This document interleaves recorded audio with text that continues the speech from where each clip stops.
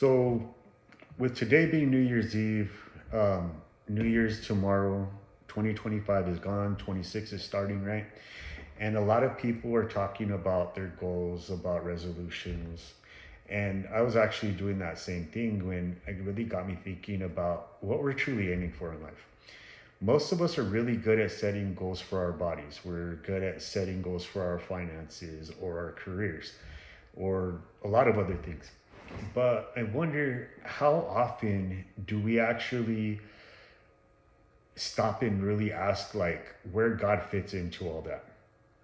Is growing closer to Him truly one of your goals? Or are we just mostly focused on being more accepted, more comfortable, and more successful in the world? Because the word is really, it's really clear about that situation as well. It says that friendship with the world puts us at odds with God. And it's not because God doesn't love us or because He doesn't want us being successful. He doesn't want us being healthy. It actually means, I mean, it says the opposite of that. He wants us to be healthy.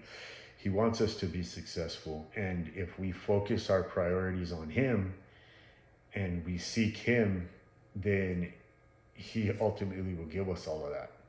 But because our priorities show what we truly care about, they start pulling us in different directions.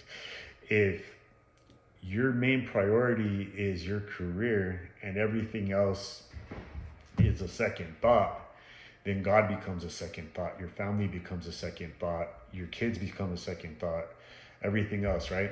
And it goes for every aspect of your life. If you put your full focus into anything, then everything else around it takes a second place, right?